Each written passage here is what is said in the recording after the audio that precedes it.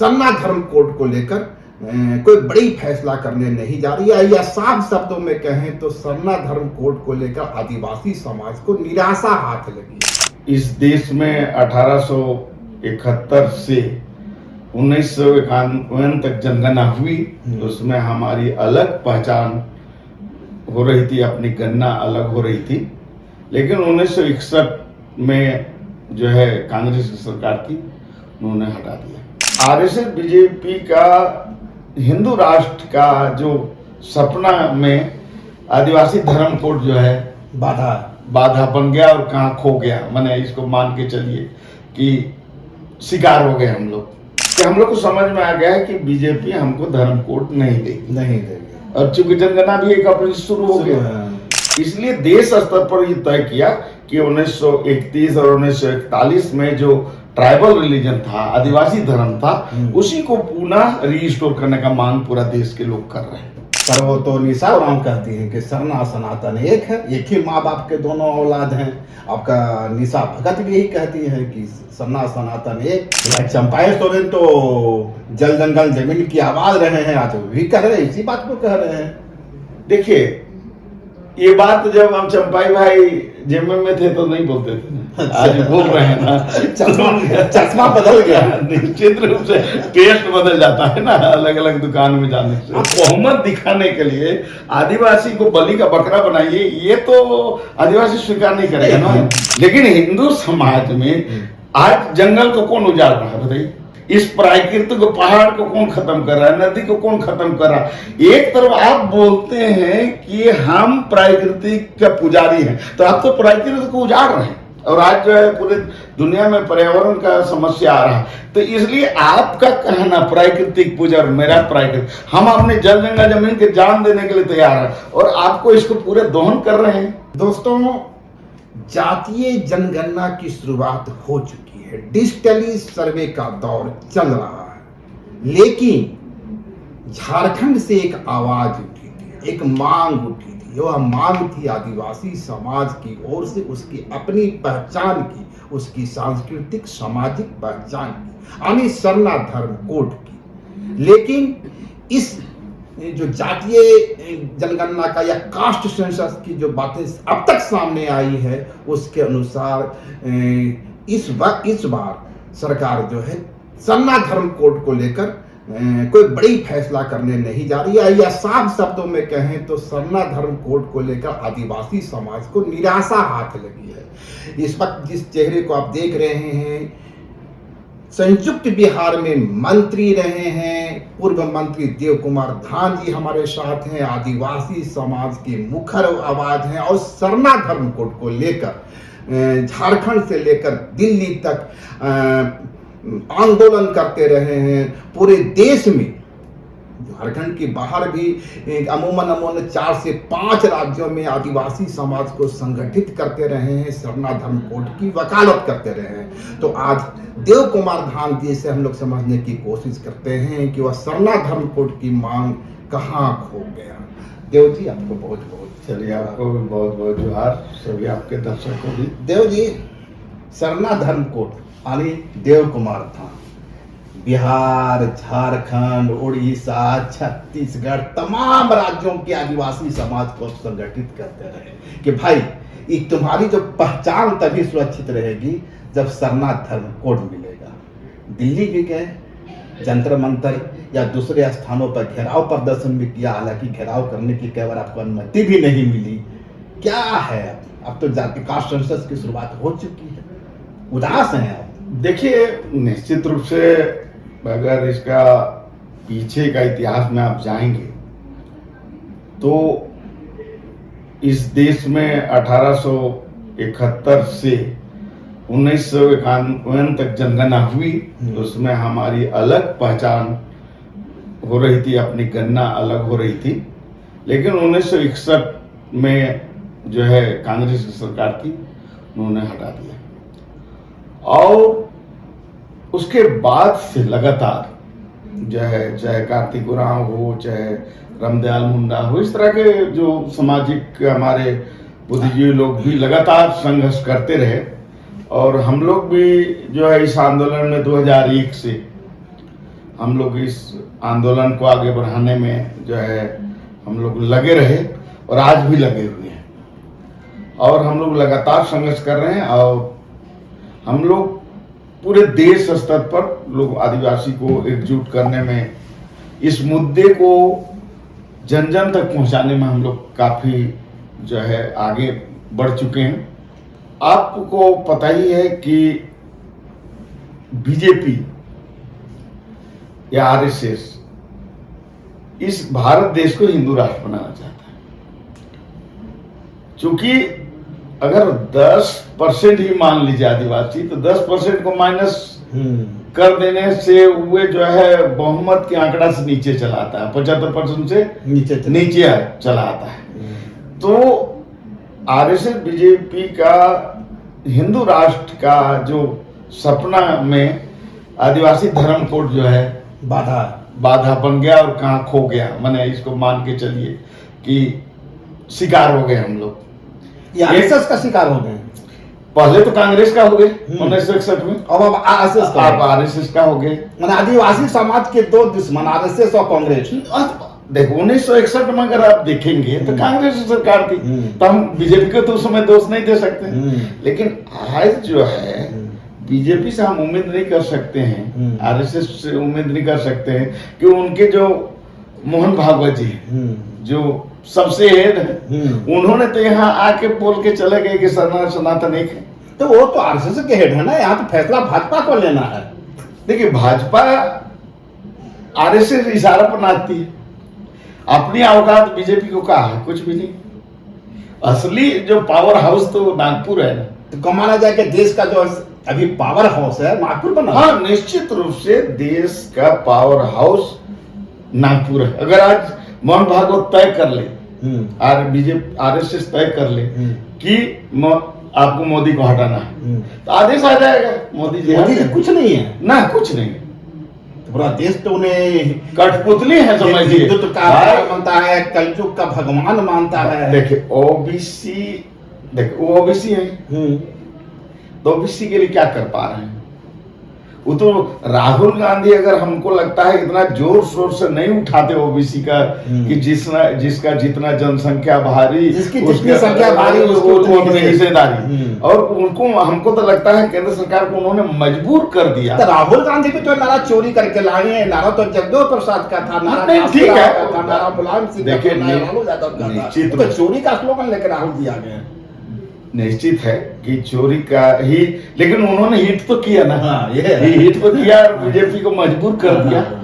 तो हम आते हैं धर्म कोड पर। हम लोग दूसरी तरफ चल जा रहे थे तो हम लोग लगातार मांग, हर साल हम लोग दिल्ली में धरना प्रदर्शन करते हैं, हर राज्य में। अभी 5 तारीख को रायपुर में है। फिर आपको हम लोग अभी क्या है कि हम लोग को समझ में आ गया है कि बीजेपी हमको धर्म कोड नहीं देगी।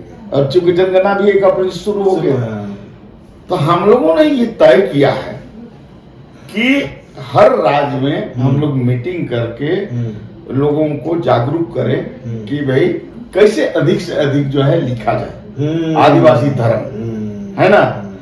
तो इसलिए हम लोग राजस्थान हो, चाहे गुजरात हो, चाहे महाराष्ट्र हो, चाहे आंध्रा हो या तेलंगाना हो या मध्य प्रदेश हो, छत्तीसगढ़, उड़ीसा, बंगाल, असम, झारखंड, बिहार, यूपी, इस तरह से सभी राज्य में हम लोग प्रयास कर रहे हैं कि अब की जनगणना 5 करोड़ आदिवासी धर्म हम लोग लिखेंगे।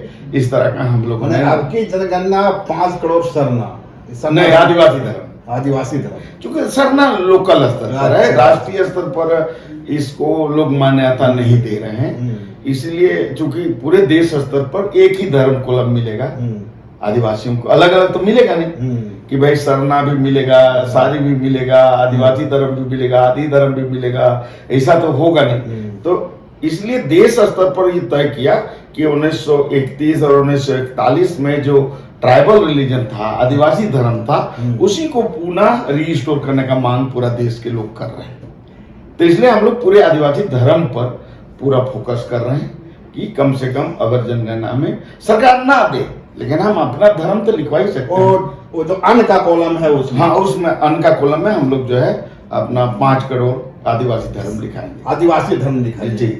और ये झारखंड के कुछ लोग सरना धर्म कोड लिखे तो कोई दिक्कत नहीं है। हम लोग निश्चित रूप से हम लोग बोले हैं कि अगर आपको सरना ही लिखना है, गोंडी लिखना है, सारी लिखना है, आदिवासी धर्म लिखना है, लेकिन आप लिखिए अन्न में, कोई दिक्कत नहीं है।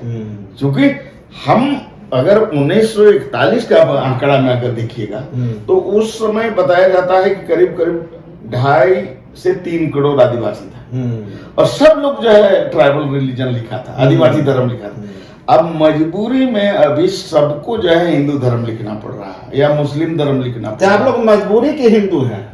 निश्चित रूप से हम मजबूरी के हिंदू। देखिए, हमारा जन्म, संस्कार, विवाह, मृत्यु, पर्व, त्योहार, रीति रिवाज, परंपरा हिंदू से कहीं मेल ही नहीं करता। पर वो तो निशा उरांव कहती है कि सरना सनातन एक है, एक ही माँ बाप के दोनों औलाद हैं। आपका निशा भगत भी यही कहती है कि सरना सनातन एक। देखिए, महादेव की पूजा को करते हैं। उनको बीजेपी से टिकट लेना है, अच्छा, इसलिए वो क्या बोल रहे हैं नहीं बोल रहे हैं।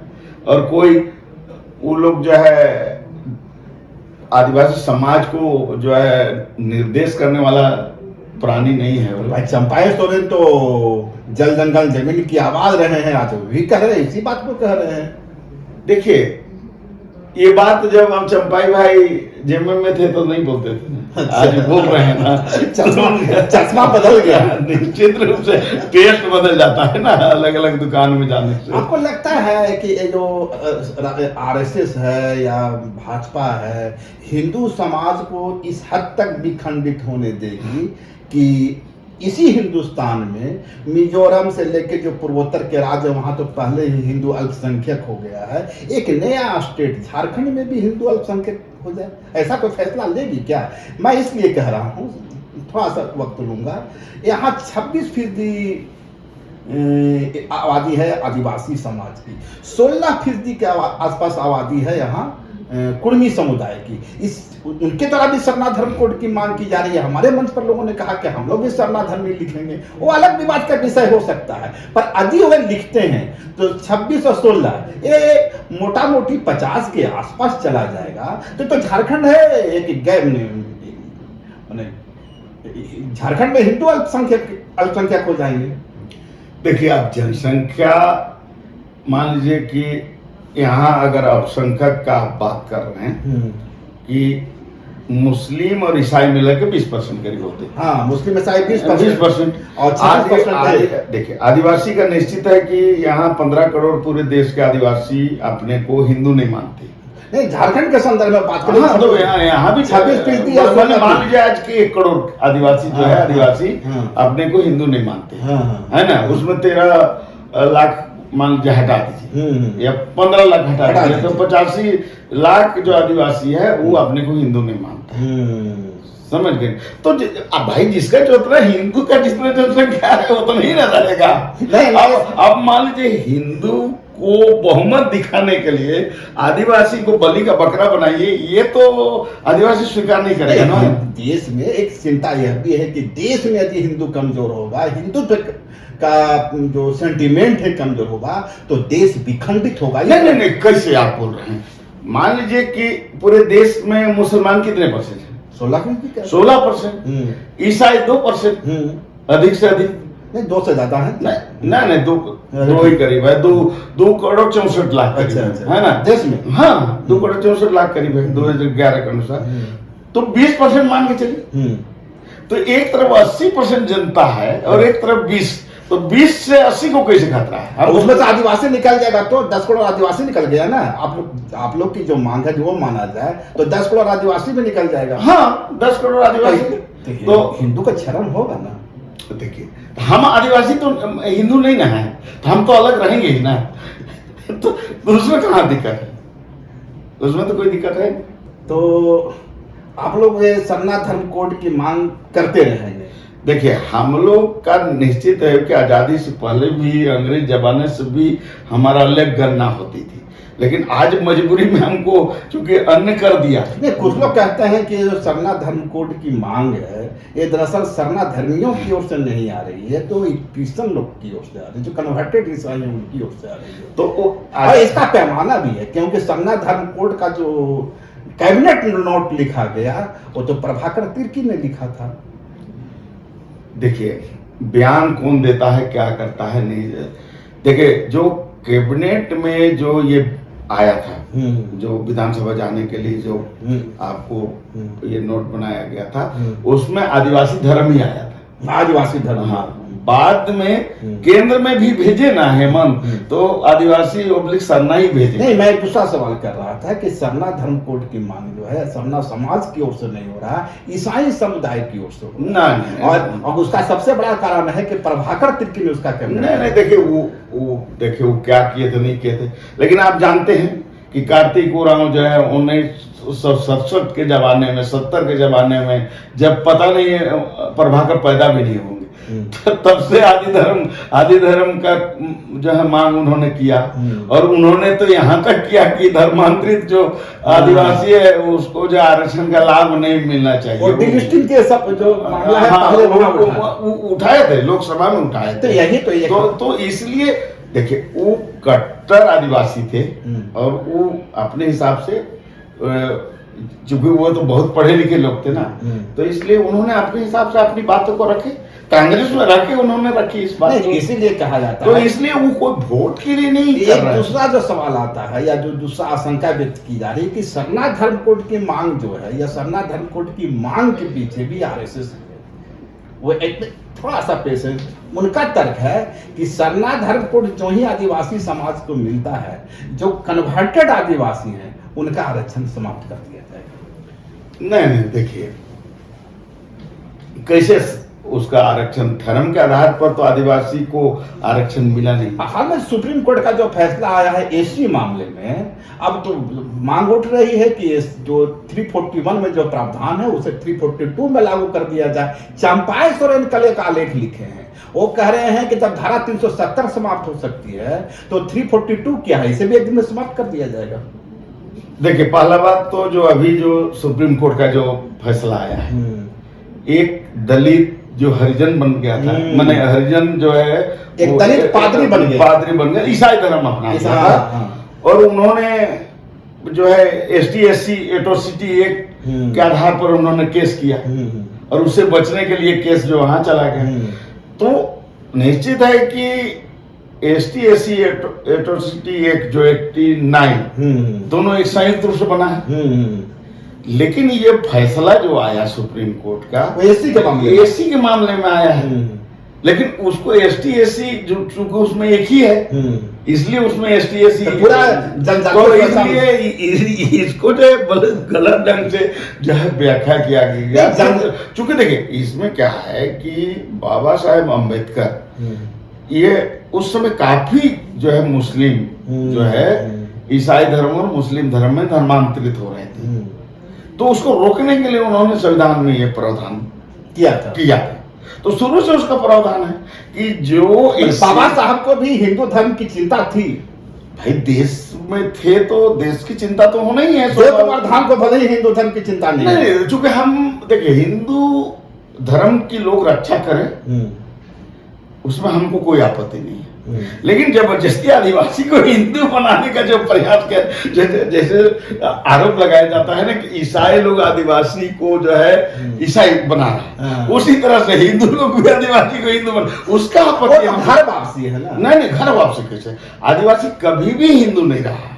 वो कह रहा है कि हिंदू धर्म में जो आया वो घर भाई, आदिवासी कभी भी हिंदू नहीं रहा। पहले बात इसको समझिए, इसको बढ़िया समझिए कि आदिवासी कभी भी कैसे आप आदिवासी समाज को हिंदू धर्म से अलग कैसे पाते हैं? देखिए, पहला तो अब जन्म संस्कार अलग है, विवाह संस्कार अलग है, मृत्यु संस्कार अलग है, उसके पर्व त्योहार, उसके पूजा के पहान है, उसके गांव के महत्व हैं, हर चीज अलग है भाई, वहीं कोई मेल नहीं है आपको।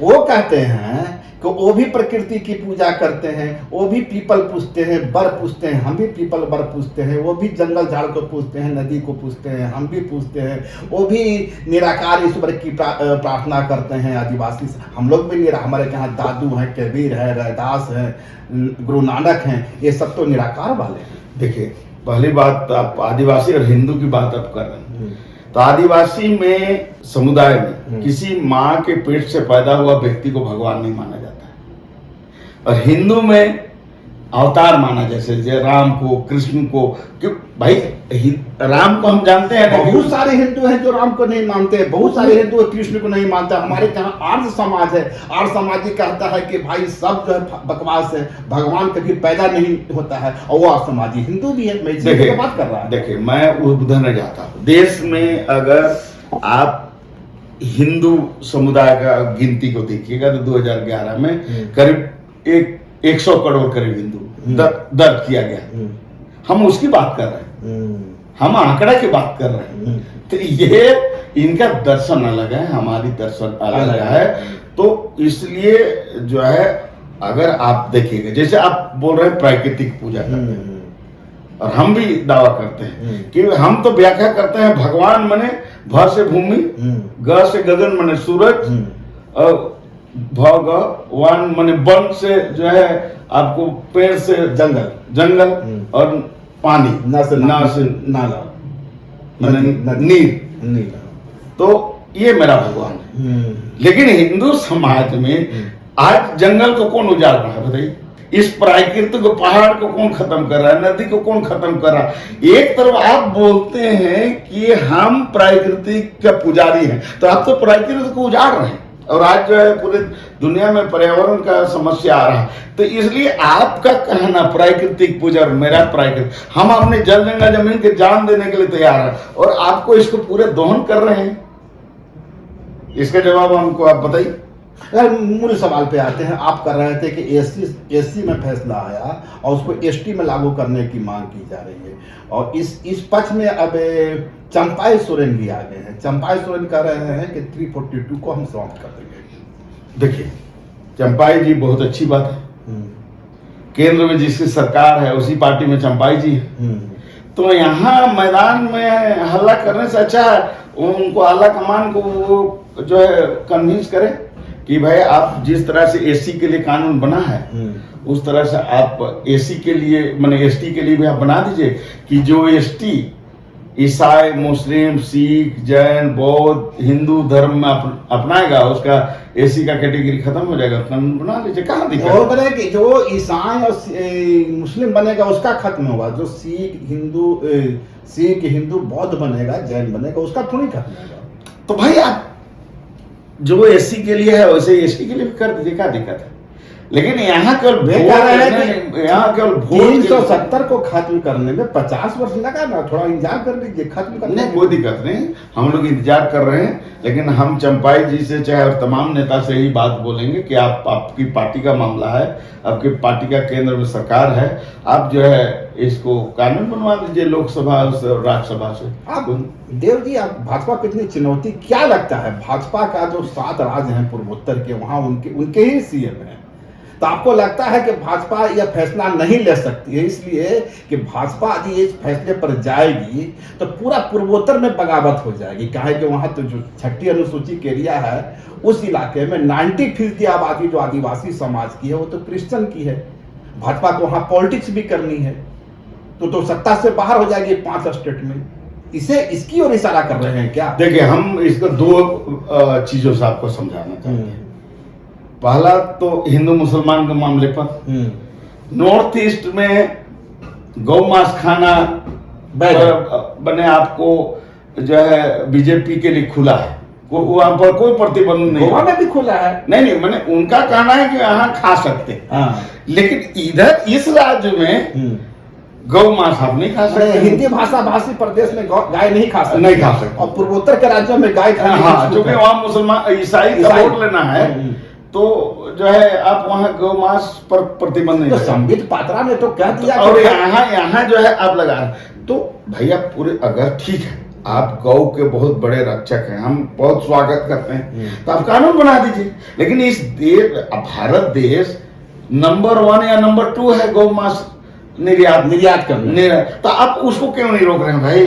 अरे संबित पात्रा कह रहे हैं कि गाय तो हम काट ही नहीं रहे हैं, काट रहे हैं वो तो दूसरा चीज है। क्या चीज काट रहे हैं? उसका कुछ नाम दिए हैं, वे जो लाल वाली गाय होती है। अच्छा, तो अब उनके व्याख्या में हो सके गाय की परिभाषा ही मैंने उनका जो है बीजेपी का परिभाषा में गाय अलग होगा तो अलग बात। तो उसी तरह से हम लोग मूल बिंदु पर आते हैं। आदिवासी और ईसाई का जो लड़ाई है ना, ये वोट की राजनीति है। अच्छा, इसको मान के चलिए कि अगर देश में 8% 10% अगर आदिवासी हैं तो 2% ईसाई मान लीजिए, तो 8% वोट का ये खेल है और कुछ नहीं है, यहाँ होना जाना कुछ नहीं है। अच्छा जी नहीं, हम इसलिए पूछ रहे हैं कि कभी कभी देखते हैं देव कुमार धान का भी कुछ बयान आता है ईसाइयों के ऊपर, कटाक्ष भरा बयान आता है। नहीं देखिए, हम बयान तभी ये करते हैं, कुछ लोग क्या है ना कि ईसाई हैं और वो अपने को आदिवासी शो करना चाहते हैं कुछ लोग। तो हम मानते हैं कि जो ईसाई है वो आदिवासी नहीं है। देखिए, ईसाई और आदिवासी अलग है। अच्छा, ठीक है। ईसाई के अलग अपनी जन्म संस्कार है, विवाह है, मृत्यु है, पर्व है, त्योहार है, पूजा है, पाठ है, सारा चीज है। आदिवासी का अलग है। तो फिर उसी बात पर आ गए ना कि जो रिजर्वेशन मिल रहा है 342 के तहत, वो कन्वर्टेड ईसाइयों को नहीं मिलना चाहिए। देखिए, आदिवासी और एसटी में अंतर है। अच्छा, वो सरकारी एसटी होंगे लेकिन वो आदिवासी नहीं। लेकिन आदिवासी वही होंगे ना जो सदियों से अपनी जो है रूढ़िगत प्रथा को मानते आ रहे हैं, उसको मानेंगे ना। अब देखिए, आरक्षण किसको देगी नहीं देगी तो लोकसभा राज्यसभा को तय करना है। कल आप कुर्मियों को दे देगा तो मान लीजिए भाई, सरकार को मिल जाएगा, महतो जी को मिल जाएगा, किसी को बना सकते। देव कुमार धान विरोध नहीं करेंगे। देखिए, वो तो समाज तय करेगा। मैंने कहा मतलब सरकार को पावर है केंद्र सरकार को, लोकसभा और राज्यसभा को, कि वो किसी को भी बोलेगा कि हम आरक्षण दे सकते हैं, वो आदिवासी हो या नहीं हो, किसी को दे सकता है। ये पावर तो उसको है। तो उसको हम, तो चुनाव की बात है, वोट की बात है, समय की बात है। तो इसलिए आदिवासी और ईसाई अलग हैं। तो हम लोग कभी कभी जो है, जो लोग बने अपने को आदिवासी भी करेंगे और ईसाई भी करेंगे, तो हम उस पर हम लोग बयान देते हैं कि भाई अगर आप ईसाई हैं तो आप ईसाई का नेतृत्व करिए, आदिवासी है तो आदिवासी का नेतृत्व सिर्फ सामना करेगा। स्वाभाविक है भाई। अब कोई राजपूत का नेतृत्व आदिवासी कैसे करेगा बताइए ना। मेरा इस पर बयान आता है। एक लास्ट सवाल आपसे होगा। आपसे कभी मेरी बात हो रही थी, आपने कहा था कि आरएसएस के तर्ज पर हम आदिवासी स्वयं सेवक संघ का निर्माण करेंगे। वो काम कितना आगे बढ़ा? देखिए, हम लोग निश्चित रूप से हम लोग इस पर, आपने कहा था कि नागपुर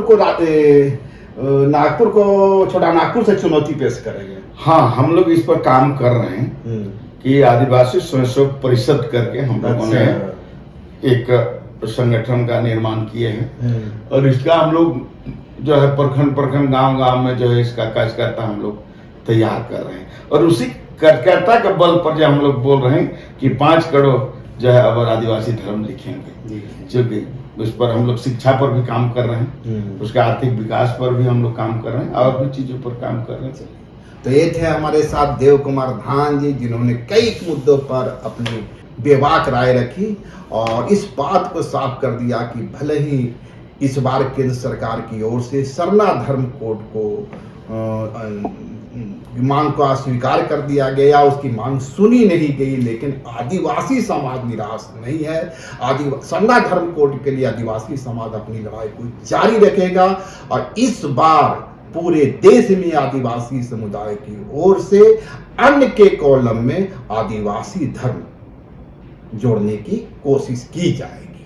शुक्रिया, नमस्कार, जोहार। लाइव लगातार के वीडियो को लाइक करें, सब्सक्राइब करें